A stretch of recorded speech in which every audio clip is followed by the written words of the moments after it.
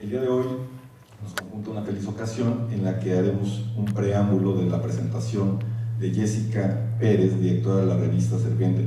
Ella es amiga junto con sus colegas de la Facultad de Economía de la UNAM, amiga de la propia fundación, y nos dirigirá por 5 minutos un mensaje de presentación de la revista Supuesto. Por favor. Somos Revista Supuesto. Revista Supuesto es una publicación elaborada por estudiantes de la Facultad de Economía de la UNAM. Nuestra visión es principalmente ser una revista posicionada tanto en la Facultad de Economía como en la Universidad Nacional Autónoma de México, como en otras instituciones. La labor que realizamos es la de divulgación económica, como a su vez la de otras disciplinas y ciencias sociales. Revista Supuesto, como tendrán algunos de ustedes en sus manos, es una publicación aún muy sencilla, pero tenemos la visión de convertirla en una revista libre que represente a los estudiantes, no solo de nuestra escuela, no solo de economía, sino de las ciencias sociales. Sin más de momento, agradezco la atención.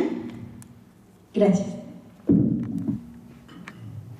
Fernando es actualmente gerente de Seguridad Pública y Cabildeo de la Coparmex. Tiene estudios en administración pública, además de haber cursado seminarios en gerencia de proyectos de cambio y liderazgo, democracia y desarrollo social. Cofundador del Comité Latinoamericano de Derechos Humanos y el sector público, se ha desempeñado como subdirector de Asuntos Internacionales del Instituto Mexicano de la Salud. También fue responsable de la titulación de la Cancillería por la Cámara de Diputados en el periodo 2007-2010 y ha fungido como secretario técnico de la Comisión Especial de Prospectiva de la 70ª legislatura y en la siguiente como secretario técnico de la Comisión de Seguridad Pública. Bienvenido, Fernando, y por favor, tienes la palabra. Muchas gracias. Me gustaría agradecer a la Fundación Friedrich Naumann, no solo por la invitación, que es en verdad un honor estar aquí, pero por el trabajo que hacen con la publicación de este libro y de toda la colección Palabras en Libertad, que siempre trae pues buenas noticias, ¿no? Siempre que sale una nueva publicación nos trae una nueva visión, una nueva ruta de estudio. También el autor comparte ese reconocimiento que siempre que nos publica algo nuevo, y particularmente los estudios legislativos, el tema de reelección, ¿no? Siempre nos lleva un buen camino de estudio, no solo por la valiencia del documento, pero por el momento histórico que vivimos, ¿no? Vale un reconocimiento ahí. Me gustaría rápidamente como repasar el libro, ¿no? Principio a fin, y el autor hace algo que me gusta mucho y que lo ha hecho en otras publicaciones que he visto, que es empezar por el principio, ¿no? Y que no todo el mundo lo hace, y nos inicia hablándonos del ciudadano y de dónde surge el ciudadano. Si no logramos entender bien de dónde surge y cómo es que se va creando esta figura y el mito del ciudadano, es muy difícil que podamos llegar a los conceptos que tenemos hoy en día de la democracia y de cómo podemos fortalecerla. Entonces, iniciamos con entender de dónde surge en la Edad Media de este grupo que no tenía cabida ni en el clero, ni en la nobleza, los burgueses, cómo se van empoderando, y algo fundamental es cómo toman conciencia de sí mismos y de sus intereses.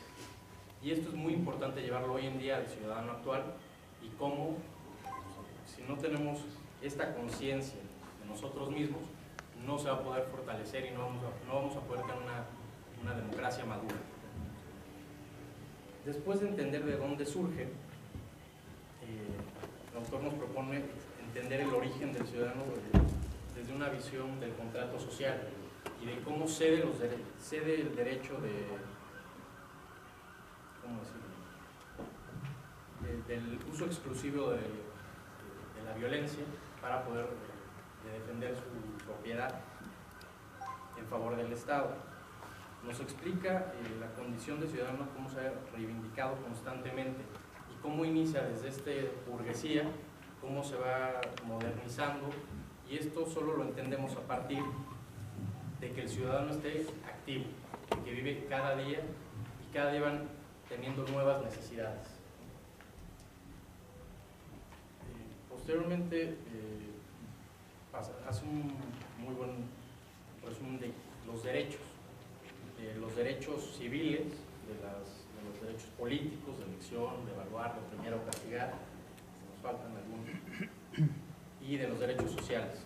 Pero también toca algo que en México muchas veces no se dice, que es el tema de las obligaciones, y de las obligaciones del ciudadano de participar, de las otras obligaciones y la obligación que empodera, que es la de pagar impuestos. Y también nos habla un poco de los valores del ciudadano, de la tolerancia y la solidaridad. Y esto nos lleva a una conclusión fundamental, que es entender que no puede haber un ciudadano pleno si no hay una democracia plena, y viceversa. No podemos pensar en una democracia si no tenemos unos ciudadanos plenos. Posteriormente, el autor aborda los espacios de participación del ciudadano. Hoy en día, por ejemplo, en México sabemos que tenemos nuestros espacios de participación pues un poco restringidos, ¿no? Tenemos los espacios de participación, digamos, restringidos, que nos llevan solo a lo electoral. Y entenderíamos que una democracia solo puede funcionar con una sociedad activa. Entonces, si llevamos al ciudadano solo a lo electoral y solo a cada 3 o 6 años emitir un voto, pues tenemos una democracia incompleta. Después hacen muy bien el autor en llevarnos a este mismo análisis desde el punto de vista mexicano y ver cómo hay 3 momentos podríamos decirle, de constitución de ciudadanía. El primero, bueno, a mediados del siglo XIX, el segundo con la Revolución en 1910, y el último a partir de la reforma y la creación del Instituto Federal Electoral a principios de los 90. Y bueno, y ahorita estamos viviendo otro momento, ¿no? Como decía al principio, es particularmente importante este libro por el momento histórico que vivimos en México. Hoy que se habla de un pacto y que algunos hablan de un nuevo momento, un nuevo sistema político incluso, donde se asume ya que hay un partido que gobierna, pero que no gobierna solo, que es un partido que necesita de los otros partidos, y en este momento que hablamos de un pacto y que ya hay una visión de futuro y que van a seguir reformas, y bueno, sería importante entender qué rol va a jugar el ciudadano en este nuevo sistema, si tiene cabida o si no. En el pacto, si bien se toman muchas de las propuestas históricas de la sociedad civil o de grupos de la sociedad civil organizada, nunca se vio a ciudadanos o representantes de la sociedad, por decirlo así, que no fueran pues los presidentes de partidos o algunos legisladores invitados, ¿no? Un evento restringido a la clase política. El libro trae otro apartado importante, que es cómo podemos fortalecer al ciudadano. Y la respuesta es clara, ¿no? Es ampliando sus ámbitos de participación, de tal forma que puede ejercer mejor su libertad y la responsabilidad que conlleva. No basta tener esquemas de participación, que bueno, ya ahora en la reforma política vimos, como el derecho de iniciativa ciudadana o el del referéndum, si no hay esquemas donde realmente se ejerza, y si el ciudadano no puede o no tiene la capacidad de realmente, o no tiene los incentivos para realmente participar de ellos. En conclusión, digamos, en esta parte del libro diríamos que el ciudadano es aquel que se empodera, se entera, protege sus intereses, y al ejercer sus derechos y obligaciones se reinventa siempre en el ejercicio de su libertad. Aquí pues nos deja muy claro este libro, y la invitación a leerlo sería en ese sentido, de entender realmente cuál es el ciudadano que necesitamos hoy en día y cuáles son algunos de los caminos que se necesitan tomar para fortalecer esa ciudadanía. Algo que siento que le pudiera faltar al libro es digamos, los espacios de participación, como pudieran ser los cuerpos intermedios, ¿no? Actualmente, si bien no vengo en representación de la Coparmex, pues sí, me gustaría platicarles un poco de lo que estamos visualizando nosotros en Coparmex hoy en día, y de algunos caminos y por qué vemos la importancia de generar estos espacios desde la sociedad, ¿no? Algunas cifras que muchos ya las conocemos, ¿no? El por qué participar, ¿no? Y cuál es el incentivo hoy en día de al menos un gran sector de la población a participar, y es, bueno, de entrada, la pobreza extrema que tenemos en este país. Las cifras son conocidas, pero no solo la pobreza extrema, pero la desigualdad que enfrentamos como país y como, digamos, y regionalmente, ¿no? Eso es algo que nos parece muy grave. Y bueno, después las tres áreas que vemos nosotros en el próximo semestre o en el próximo año quizá, de participación y de cómo generar esos espacios, uno, para formar a los ciudadanos y para realmente poder abrir un debate a un cuerpo social suficiente para poder exigir a las autoridades, y no en un sentido negativo, ¿no? Muchas veces en México también tenemos esa visión desde el gobierno, que es o desde la autoridad versus el Estado, y no necesariamente tiene que ser así. Los espacios de participación tienen que ser para colaborar con el Estado para el bien común. Bueno, el primero sería el tema del ingreso, ¿no? Menciona en el libro la obligación de pagar impuestos, y bueno, estos impuestos, por un lado, nos dan 3.576 billones de pesos el presupuesto de este año. El problema de esto es, bueno, sí es mucho dinero, pero nuestro problema es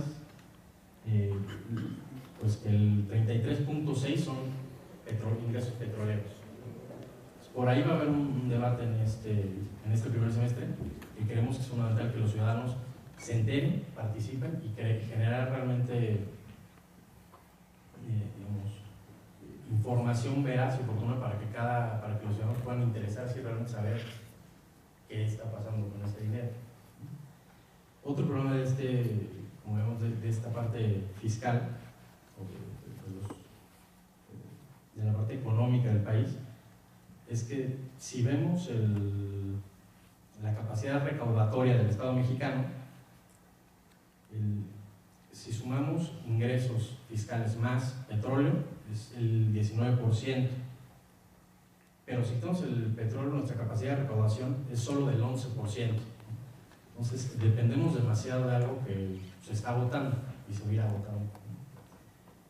Otro de los temas que vemos que es un área de oportunidad para participar es la competitividad, y nos referimos aquí al índice global del World Economic Forum, donde tenemos en este índice el tamaño del mercado somos de economía 12 de 144. Sin embargo, en temas como el mercado laboral estamos en el lugar 102, y esto lo traigo a colación un poco por el libro también, porque cómo va avanzando y cómo se van modificando paulatinamente, ¿no? La participación social. Con la nueva reforma laboral, bueno, ahí vemos un adelanto y creemos que vamos a mejorar mucho, y parte importante de esa reforma viene de alguna presión de la sociedad civil. Y bueno, otro de los temas que vemos con preocupación y que creemos que es uno de los espacios de participación es el de seguridad.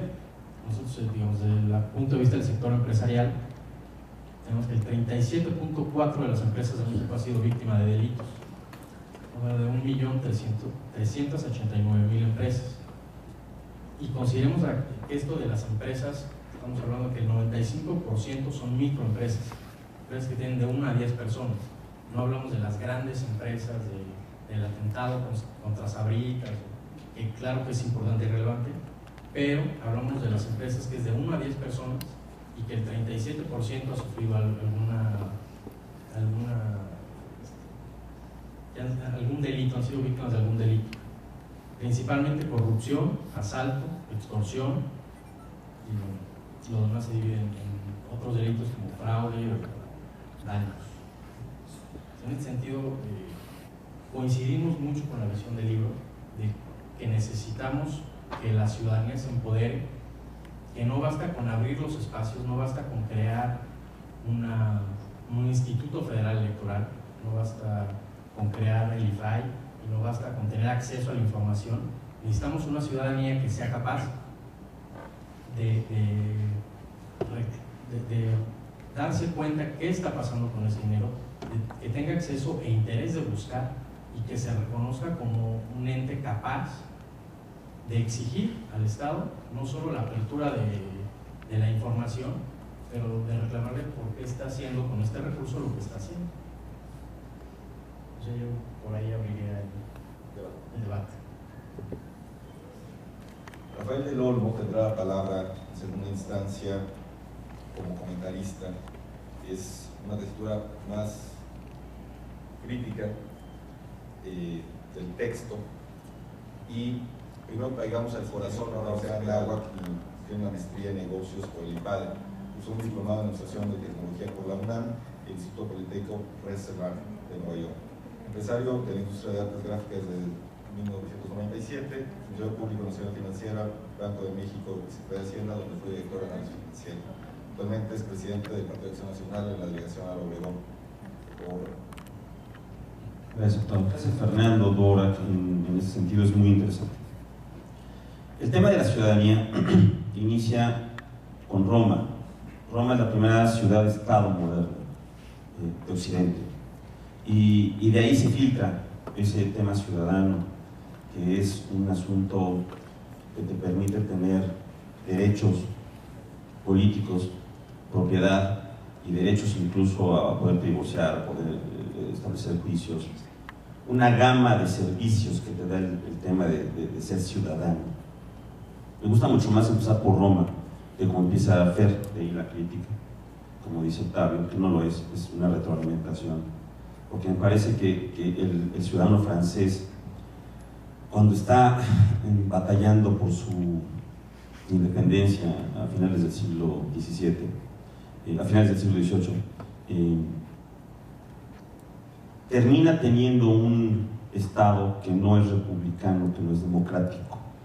Y en cambio el tema de los Estados Unidos, que ellos mismos se inventan como la nueva Roma, como la Roma moderna, cuando terminan su revolución de independencia, cuando terminan su guerra contra Inglaterra y logran emanciparse y quedarse como un país independiente, el resultado es una república federal con una democracia.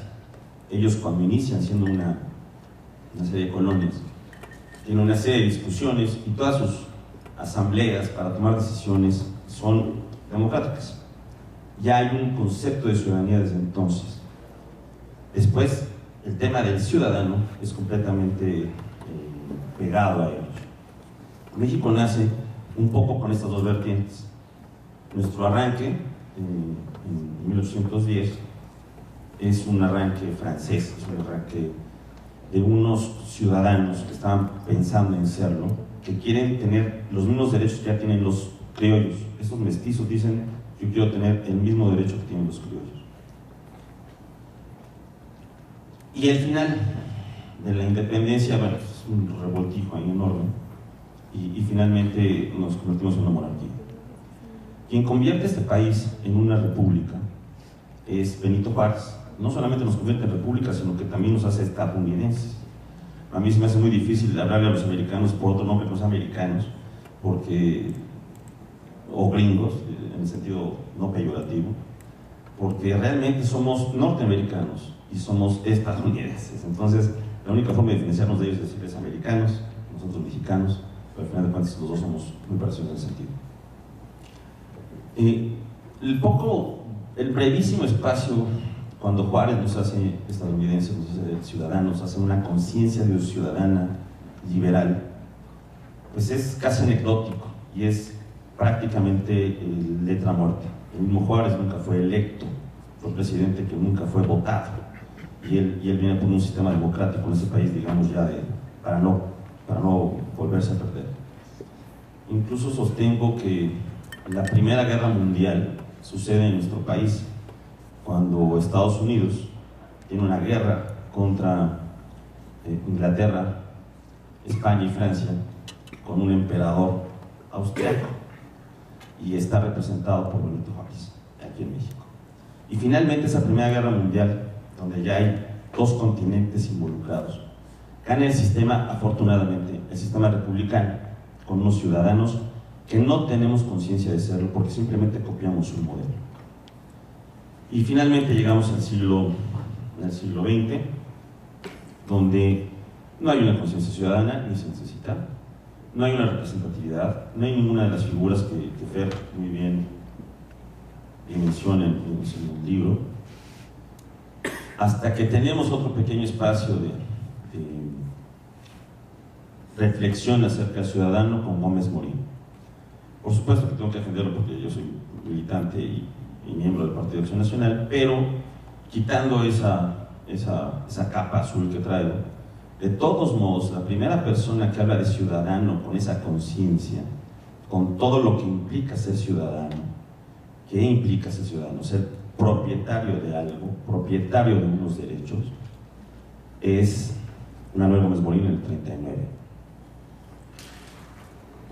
Y él se queda como luchando solo, ¿no?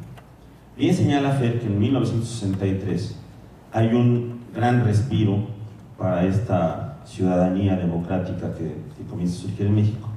En el 63, Adolfo Chrysler Ibarrola, presidente del Partido de Acción Nacional entonces, impulsa lo que ahora son los diputados plurinominales, en aquella época se llamaban diputados de partido. Es la primera de las reformas electorales. Muy bien la señala Fer, coincido perfectamente con ella. La siguiente reforma electoral en el 78 es como un premio al Partido Comunista, que fue el único que acompañó en las elecciones del 76, aunque no de manera oficial, porque para entonces estaba todavía en la clandestinidad, a la fórmula o compite contra José López Portillo. En esa gran reforma del 78 es un avance ciudadano, porque entonces los partidos políticos nacionales ya no tienen que ir a hacer una serie de requisitos y llenar una serie de formularios estatales y municipales para competir en cada contienda. Hasta 1977, cada vez que participaba Acción Nacional o el PPS o el PARM en Guanajuato o en San Miguel de Allende, en Veracruz o en Jalapa o en cualquier municipio de la República, tenía que llenar una serie de requisitos federales, otros estatales y otros municipales. A partir del 78 se acaba eso y continúa el tema de los plurinominales cada vez más sofisticados hasta llegar a lo que hoy tenemos como una barbaridad. Un tema que me gusta muchísimo en el libro y que me hizo reflexionar un buen rato fue cómo definimos a un Estado liberal. Fer lo toca y yo quiero darle mis puntos de vista, porque es muy interesante. ¿Qué es lo que queremos como un Estado liberal? Me parece que un Estado liberal lo tenemos que definir como aquel que está orientado a garantizar y proteger la libertad de los individuos y por consiguiente la propiedad de sus ciudadanos, de quienes obtienen recursos y a quienes le debe rendir cuentas. Entonces los derechos sociales que toca ahí Fer se acaban, ¿no? Porque solamente existen en la medida que impulsen a esta función del Estado. Un Estado de estas características tendría que obtener recursos de ciudadanos y de los extranjeros que invierten en este país, con todo el aparato financiero y fiscal que implica. Ahí sí necesita una burocracia especializada. Obligadamente es transparente con el uso de estos impuestos. La segunda característica sería tener un tamaño reducido en todos sus poderes. Fer ya lo nota en el documento. En los tres poderes, porque luego cuando hablamos de burocracia de estados, nos remitimos exclusivamente al Ejecutivo, y no es cierto, también están los otros dos, y todas aquellas áreas donde el Estado gasta o invierte, yo muchas veces pienso que gasta, llámese Universidad Nacional o llámese Sistema de Salud. Y a todo nivel, tanto federal, estatal como municipal. Tercero, tiene que ser un Estado fuerte, que mantenga el monopolio de las fuerzas públicas, eficiente, bien capacitadas y orientadas a proteger básicamente la propiedad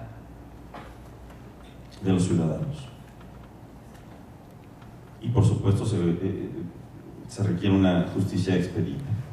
Cuarto, la deuda que contrate solamente se tendría que utilizar infraestructura que permita a los ciudadanos ejercer de mejor manera y con los menores recursos posibles su libertad. Y quinto, financiar de manera sensata a sus ciudadanos cuando estos no cuenten con mecanismos financieros que le permitan realizar proyectos que abonen su libertad. Esto es la banca de desarrollo. Me parece que esas son las características que tendría que tener un Estado libertario, un Estado liberal. Finalmente, hay un tema que Fer deja ver y que me parece que sería un muy buen ejercicio para un segundo tomo, mi querido Fer. Los partidos políticos siguen siendo el mecanismo adecuado para integrar al ciudadano en la toma de decisiones. Realmente los partidos políticos estamos, y como lo decía Fernando Ponce, todas las agrupaciones intermedias como Coparmex son más representativas muchas veces que los partidos políticos. Son los partidos políticos los que realmente representamos los intereses de la ciudadanía. No hay ni un solo partido político que se diga liberal en el amplio sentido de la palabra. Ahí está nuestra señora Elvester con Panal, que dice que son liberales, pero es nada más para conseguir recursos de organizaciones liberales, porque su candidato Cuadri, con el que digo, por supuesto, tiene unas ideas muy interesantes, pero él no fue electo, él fue designado por una persona, y yo creo que en ese momento rompe con cualquier sustancia liberal. Yo creo que la libertad implica exponer mis ideas, confrontarlas con el otro y que la gente decida cuál es la mejor. Cuadri no se sometió a ese proceso. Entonces, por mucho que diga ese partido que es liberal, no lo es. Los que estamos aquí y mucha otra gente somos liberales, nos sentimos realmente 100% representados por algunos partidos, 30% representados por los partidos políticos, 15% representados por los partidos políticos. Dos últimos temas. ¿Qué tipo de servidores contratamos cuando los contratamos? ¿Por qué le pagamos a un diputado lo que gana un diputado o a un senador? ¿Por qué tenemos secretarías de una función extraña como la de la reforma agraria? Tenemos una serie de funciones en el servicio público que no tienen parámetro. ¿Cómo medimos y por qué estamos gastando ese dinero ahí? Creo que nos sirve mucho de reflexión un libro como este. Y finalmente, como ciudadanos, hemos perdido en este país. Dimos un paso atrás con el IFE. El IFE de Wollenberg era un IFE ciudadano. Hoy el IFE es un IFE de los partidos políticos. ¿Queremos eso? No es momento de exigir seguir por el camino de los ciudadanos. ¿Qué sigue después? Nos van a quitar todas esas cosas. León Krause decía que el PRI regresando no podía regresar a sus. Y hay un tema que plantea el autor, que se llama John Gray, está en Paidós y en Oscar. Dice que hay dos formas de ver la política. La política como una forma de rehacer al ser humano, que eso lleva al utopismo, aunque también siempre hay una forma también de, a través de esa concepción del hombre, mantenerlo dominado. O ver a la política como una forma de enfrentar. Licenciado en Ciencia Política por el ITAM, maestro en Estudios Legislativos por la Universidad de Hull, Reino Unido, secretario técnico de la Comisión de Participación Ciudadana en la 56ª legislatura, secretario técnico de la Comisión de Estudios para la Reforma del Estado en el tema de régimen de gobierno y organización de los poderes públicos, director de Estudios Legislativos en la Secretaría de Gobernación, y me permito destacar la presencia, si ustedes me lo permiten, de Manuel Gómez Marín en representación de la misma Secretaría.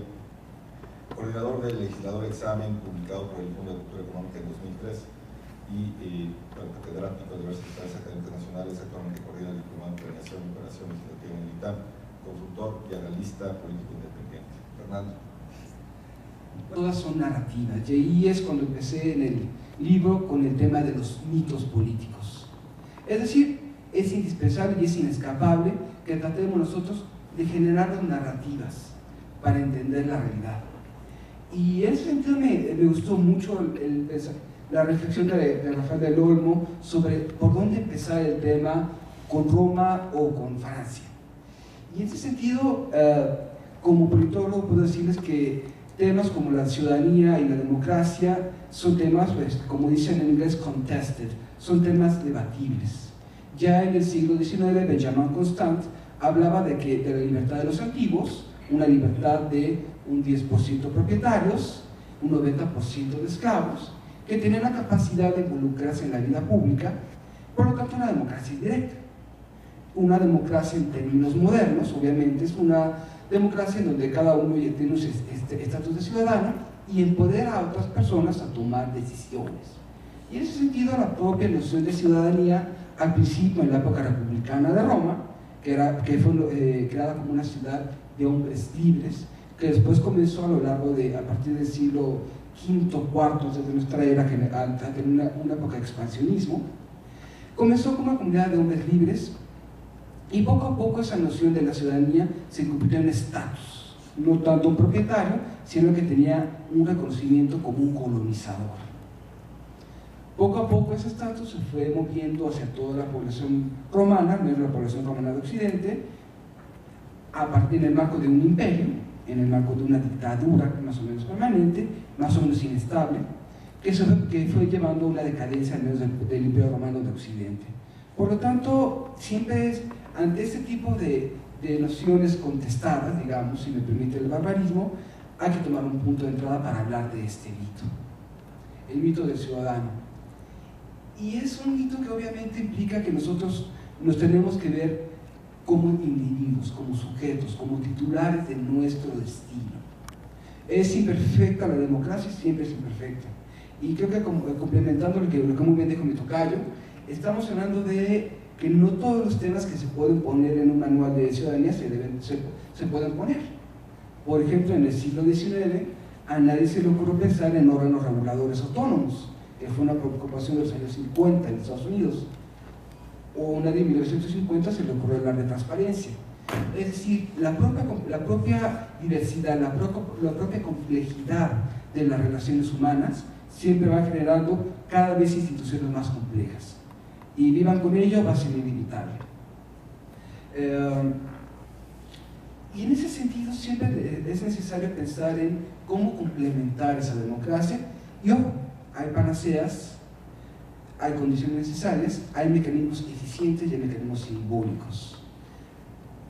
Me gusta mucho el tema de la democracia participativa, es políticamente correcto. ¿Por qué? Porque siempre implica mucho en dónde va a participar el individuo en procesos intermedios de toma de decisiones. Y ojo, no porque existan mecanismos participativos se tiene una mejor democracia. Es un mecanismo legitimador. ¿Por qué? Porque al permitir a un ciudadano que sea candidato, permites que compita y lideras una tensión en la sociedad. Una diferencia es que pueda competir y otra cosa es que sea competitivo. Por lo tanto, es muy raro que aun cuando tengamos requisitos bajos para democracia participativa, sean instrumentos cotidianos y tienen muchos riesgos también. Y ahí es en donde pasamos al tema del sistema político del que veníamos. El sistema político que se formó a partir de ese conjunto de guerras civiles que llamamos Revolución Mexicana fue un sistema vertical, un sistema de corte corporativista, en donde el incentivo principal era controlar a través de un gran pacto, no generar ciudadanía, no generar competencia, no generar pluralidad. ¿Por qué? Porque ese sistema era inestable ante el movimiento social. Todos los mitos que estaban hechos para explicar el sistema político eran encaminados al inmovilismo. Que si estamos encerrados en un laberinto de la soledad, que si la raza mexicana fue el producto de la violación de los españoles, incluso todas estas nociones que llevan a la predestinación, a la resignación, al chauvinismo, eran para sostener a un régimen. Y en ese sentido, también se